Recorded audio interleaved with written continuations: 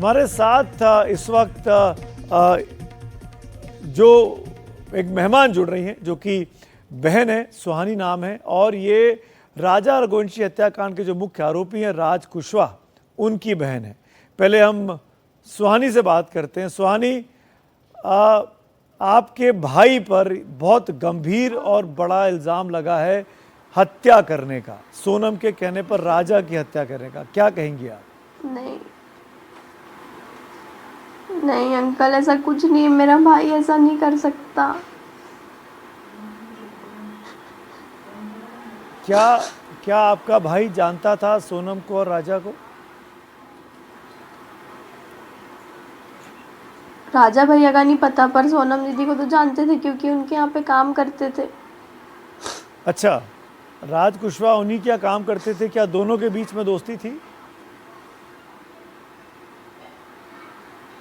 दोस्ती का भी नहीं पता, बस इतना पता है कि उनका फ़ोन आता था ऑफिस वालों का, सोनम दीदी का। तो वो बस इतनी बात होती थी कि बेटा वो गाड़ी भरवानी है, बिल बनाना है, बस ऐसे काम के उसमें ही फ़ोन आता था। अब सुहानी, ये कहा गया कि दोनों के बीच में प्रेम प्रसंग था, अफेयर था, क्या आपको पता था इस बारे में? नहीं अंकल, इस बारे में कुछ नहीं पता था। मैं सबको सुबह से बता रही हूँ, इस बारे में हमको कुछ भी नहीं पता था। ये सब हमने न्यूज़ पे देखा है। क्या देर रात को फोन आते थे सोनम के राज के पास?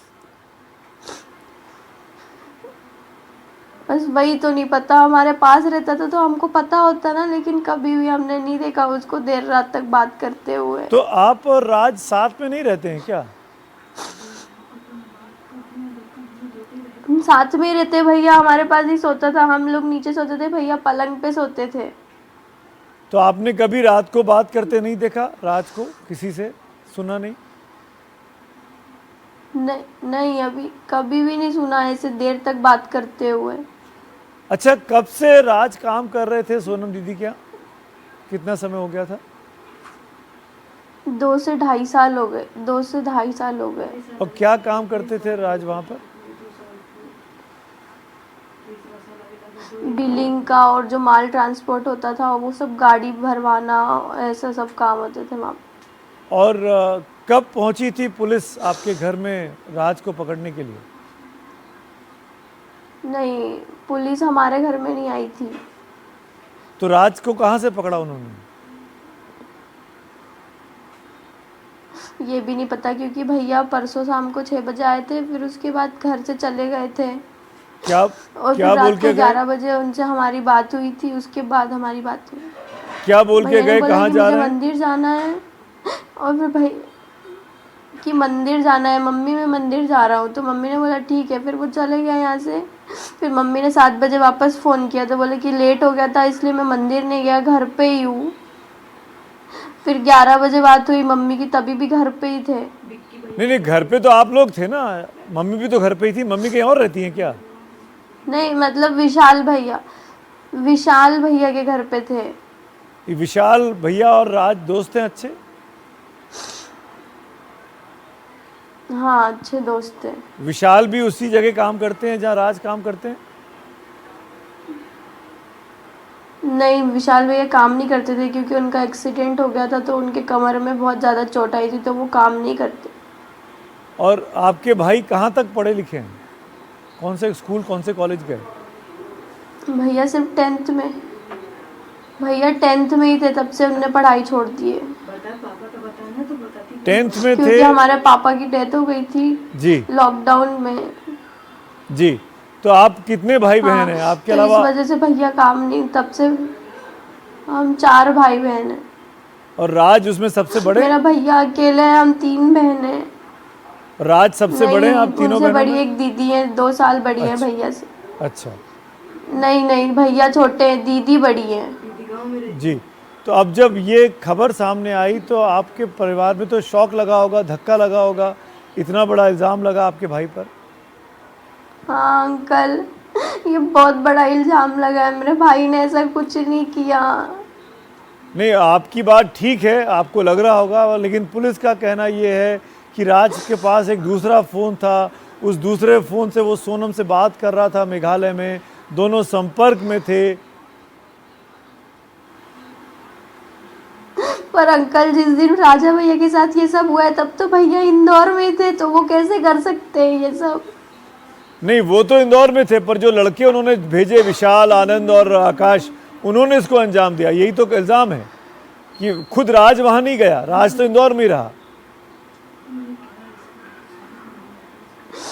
पता नहीं अंकल क्या हो रहा है, हम लोगों के ऊपर क्या इल्जाम लग रहा है, हम लोगों को सब आपसे ही पता चलता है, ये सब नई नई बात है।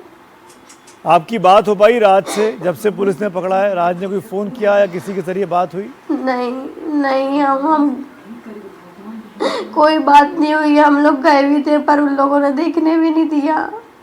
तो अब आप लोग करेंगे क्या, क्या करने का सोच रहे हैं सुहानी?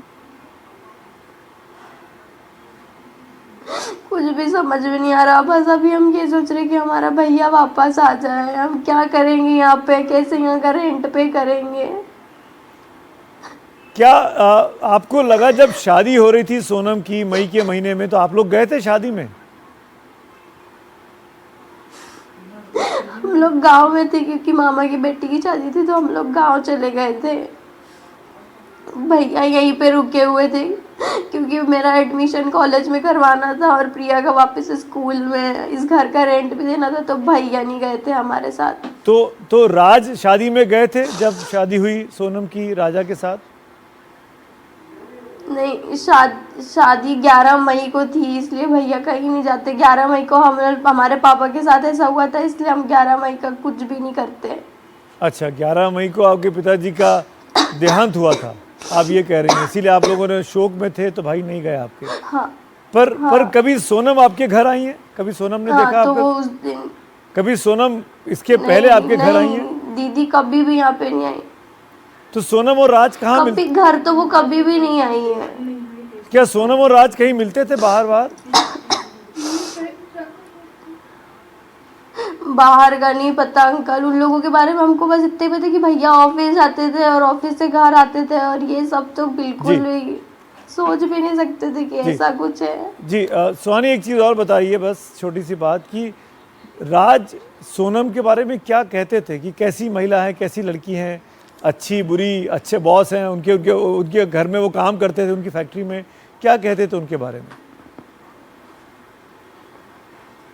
गोविंद भैया के बारे में बोलते थे कि भैया लोग बहुत अच्छे हैं, बस उनकी मम्मी भी अच्छी है। बस उनके पापा के बारे में बोलते थे कि कभी कभी अंकल गुस्सा कर देते हैं, बाकी सब लोग बहुत अच्छे हैं, मेरे को बहुत प्यार से रखते हैं वो लोग, भैया बहुत अच्छे हैं, ऐसा सब बात होती थी। दीदी के बारे में भी यही बोलते थे कि वो भी अच्छी है, दीदी भी अच्छी है। चलिए सुहानी, हमसे बात किया आपने, वक्त निकाला, अब जो होगा वो तो कोर्ट और पुलिस तय करेगी। ठीक है, बहुत बहुत धन्यवाद हमसे बात करने के लिए सुहानी।